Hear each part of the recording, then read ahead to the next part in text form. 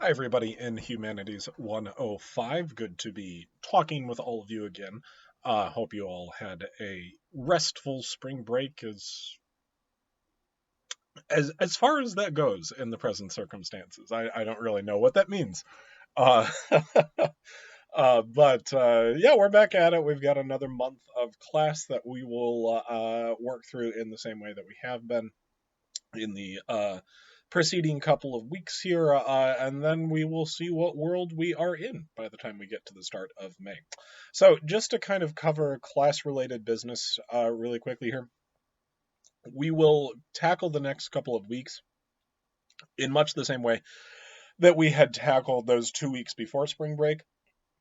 You've got the readings and the video lectures for each week. I will create the reading test on Brightspace. There's this week's, next week's, and one more. So there's only three more of those. Discussion boards for each of those weeks. And then by that point, we will be at the end of the semester and just working on end of the semester stuff.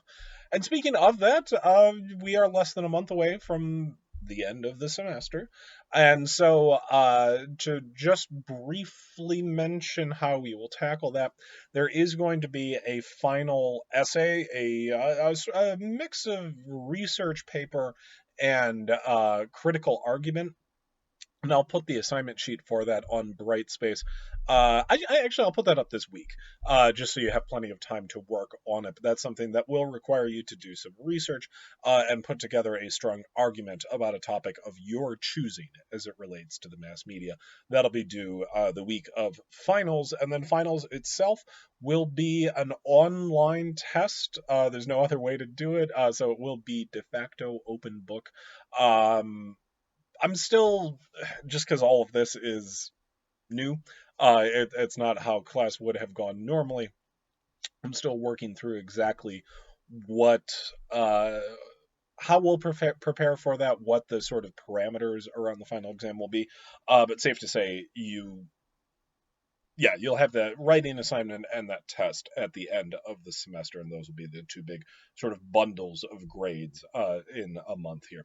If you have any questions about that, feel free to send me an email.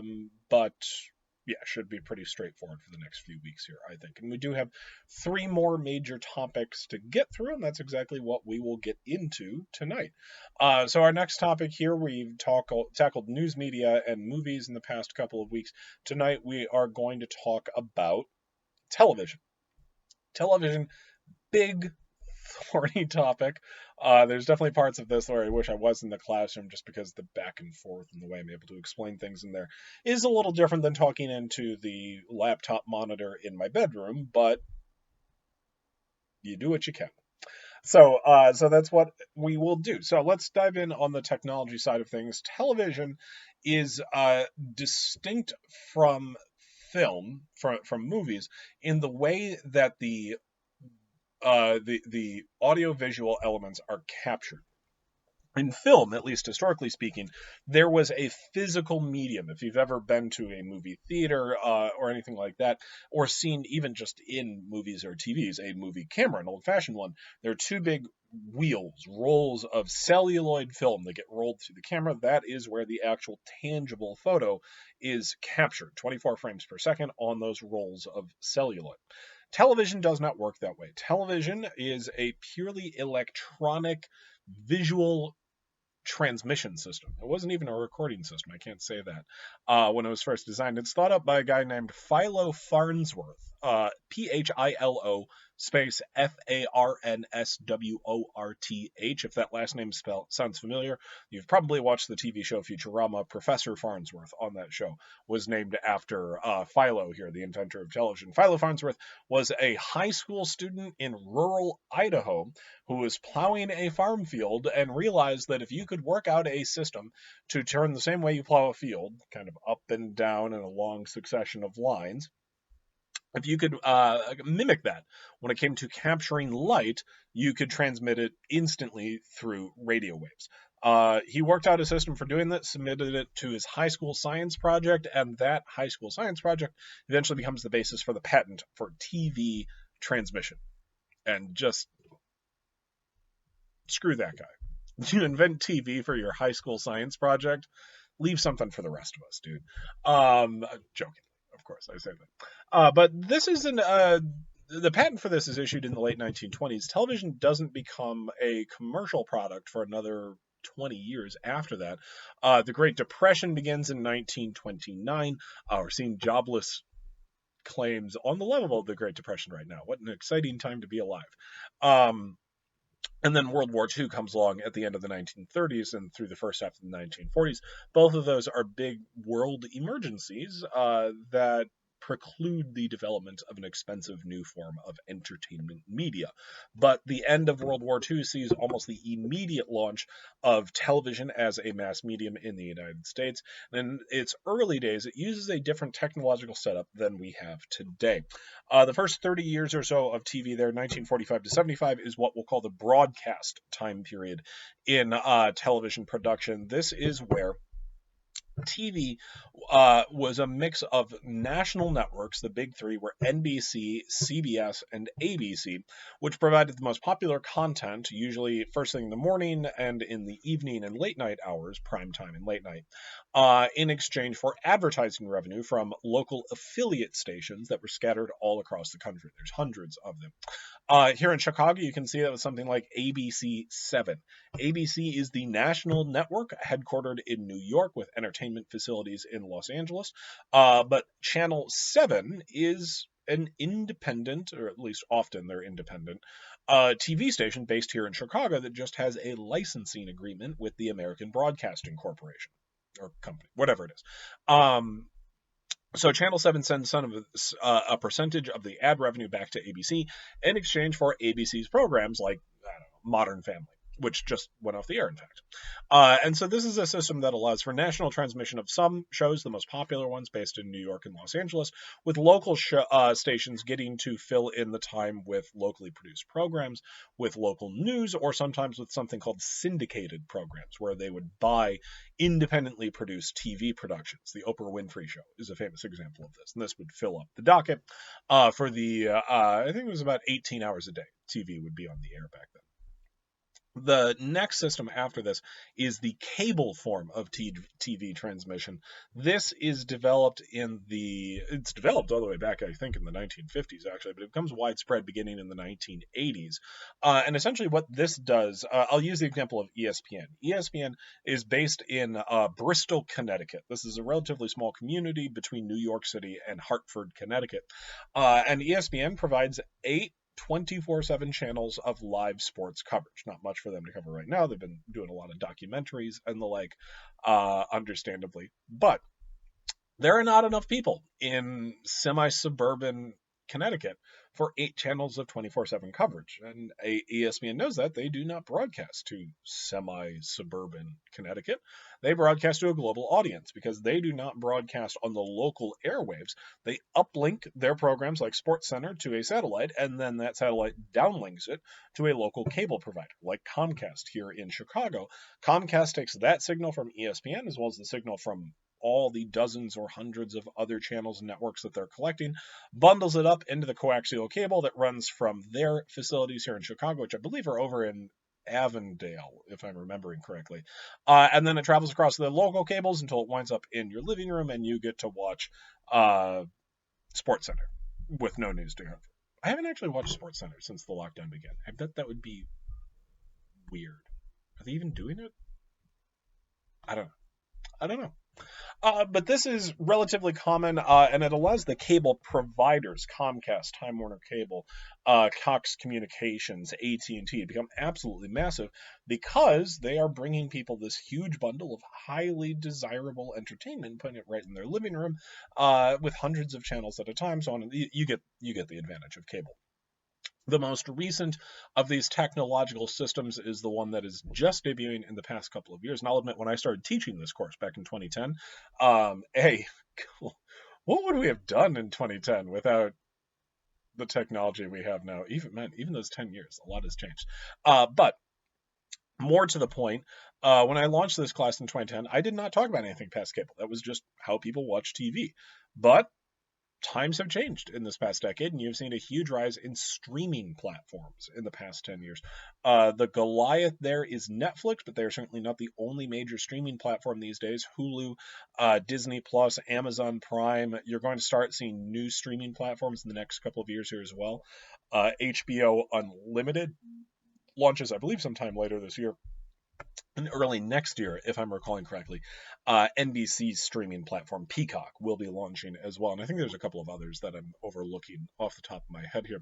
All of these are subscription services, and all of them bring a bundle of entertainment for you to watch basically at your command. Some of them include live streaming services as well. I have that version of Hulu, so I can watch live TV as well as endlessly watching the same few episodes of DuckTales with my son. Not that DuckTales is good. It's good. Don't doubt me. It's good. But that is very different than how cable operates, and it's very, very different than how broadcast operates. And that is just the tangibly new way of providing TV content. And appropriately, it's worth noting that all three forms of technology there, broadcast, cable, and streaming, they all have different economic models. The broadcast model was purely indirect payment. There was no direct payment involved at all, and it was a very small oligopoly. For a long time, just three big companies, NBC, CBS, and ABC, joined in the 1980s by Fox. And there's a couple of other smaller broadcast networks. Univision and Telemundo are also broadcast networks in that same sort of setup, but this is a small marketplace dominated by just a few companies, but they can't collect revenue directly from their customers because of the technology at that time. Cable is different. Cable is you got to split it like you do with internet. There's a difference between cable service, which is usually a local monopoly, just like internet service was a local monopoly. Often that's the same company. And then cable content, you would say, is more limited competition in some ways. You can make a case for oligopoly because there are big corporations that own a lot of cable channels. Disney is a good example of this. Comcast owns a ton of cable networks. Viacom owns a ton of cable networks. But there's also just so much content on cable at this point that I think limited competition is still probably the more accurate description. And then streaming, boy, I don't know what the economic model is there. Clearly, subscription is a default when it comes to streaming platforms. The only one that allows for any sort of indirect payment, I believe, is Hulu. I think so. There's rumors that Peacock will be indirect payment. That's not confirmed yet. But direct payment is generally the rule there. Not necessarily terribly expensive. Netflix, I think, runs about $12-13 a month for most plans these days. But you are beholden to the service that they offer. If Netflix drops a show, if they cut movies from their catalog, well, you just don't get to watch those anymore. And it's also a market where there's a lot of companies trying to get into the game. There's a lot of streaming platforms that have launched recently or are launching soon because they've seen how much money Netflix especially has made in the past 10 years or so. And so they're trying to get into the game. So you're probably going to see streaming move from a very small oligopoly, Netflix, Hulu, Amazon Prime, to a more diverse oligopoly, maybe up to like 8 major streaming platforms. Oh my God. But it's not certain what the future is because this is a market that's new and is still defining itself. So we'll see how that shakes out.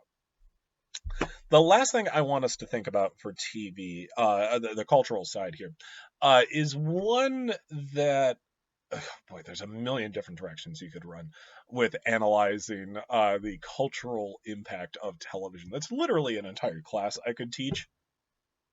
Why haven't I taught that class yet? Anyway, but one of the discussion board prompts for this week, and the idea that I want to bounce around at the end of our session here, I'm only doing one of these this week, by the way, you don't have to sit through a whole nother lecture, has to do with the idea of representation on TV. There is a lot of there's been a lot of writing over the years and even a lot of social science over the years, sort of studies, surveys, stuff like that, which have found that what we see on TV goes a long way towards determining how we perceive the rest of the world. It's hard to explain this without overgeneralizing a little bit, but the general consensus does seem to be that you're not being brainwashed by TV, but what you see on TV becomes familiar, becomes an expectation. The most common example of that is that people tend to think that there is a much worse crime problem in the United States than there is if they watch shows that focus heavily upon crime. If you watch CBS, my God, CBS is all the NCIS and the Criminal Minds and the SWAT and all of these endless like bad guys are everywhere, and we need hugely muscled, you know, men with guns to hunt them down for us. That is entertainment of a sort. I don't like that entertainment, but it is entertainment. But people who watch those sorts of shows tend to think that they are living in enormous danger. That if not for strong authoritarian presences, they would be shot and killed all the time. Not the case. It's genuinely not the case.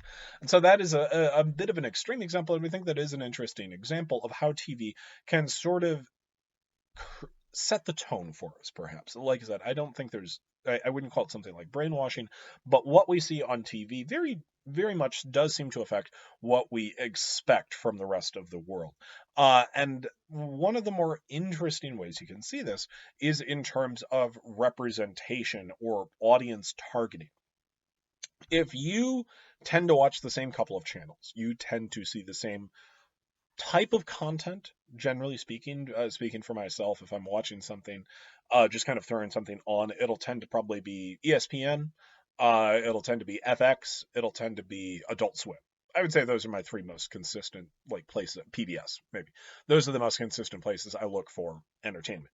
And what that means is I see there's advertising and then TV that's targeted towards the sort of people who watch those networks, which does tend to be, hey, it me. FX especially seems like it's targeted very much towards somebody of my demographic and psychographic background. Now, by contrast, if I am in the room while my wife is watching House Hunters on HGTV, that is a different set of people that are on House Hunters than are on, I don't know, It's Always Sunny in Philadelphia. The advertising is different, and it changes again if I'm over at like a family member's house and they have Fox News on or something like that. So what we see on TV is tailored to the audience to some degree. And it's also something that helps create an expectation for the audience. And what that means is that if you are only seeing a certain type of person on TV, you might expect that everyone else in society isn't really present, doesn't really matter, something like that. Something like that. And so there's this interesting tool that I think we can use to think about who is represented on TV and how they're represented on TV. It's something called the Bechdel test. It's spelled Bechdel. This is one of the discussion board prompts for this week. This was created back in the 1980s, and it was a way of analyzing how much agency or how much importance female characters were given in movies and television programs. It's created by the comics writer Alison Bechdel, who wrote a really good graphic novel called Fun Home. But essentially, the test asks, does this movie, or you can apply it to TV, to any form of storytelling, does it have two female characters who have a conversation about something other than a man? If it has that, it passes the Bechdel test. And that is not a guarantee that this is going to be a good representation of women. It's not a guarantee that it's going to be a diverse show generally. But I do think it's interesting to note a lot of American media is not great at passing this test. I think annually American movies only pass the Bechdel test like 30% of the time. TV is better than that, I think, but maybe not as much as you might imagine. Straight white guys, we still tend to be the default presence in American media, he said, looking at his straight white guy face. And so you can use this as an interesting way of assessing who is being shown and whose story is being told. And you can apply this to more than just gender. The Bechdel test in its original form was, are there two female characters who have a conversation about something other than a man? But you can apply it perhaps to race and ethnicity. Are there two people of color in this program who have a conversation about something other than a white person? If the show does not, then it fails. You can also ask, are there two LGBT characters who have a conversation about something other than a straight person? If not, then it doesn't pass. And not passing doesn't necessarily mean that it's bad. It's just an interesting insight into who is being represented and whose story is being told. And so that's one of the things you can discuss in the board this week, looking at whose story this is and how it's being told and what that says perhaps about the TV that you're watching. Now, I do want to point out really quickly, this is not at all a green light to disparage people who are in marginalized communities. And if that happens, then you will not get credit in the discussion board. So just fair warning there. Okay. That is it for this week. Send me an email if you have any questions. Hope you all are safe and healthy. And I will see you again in a couple of days.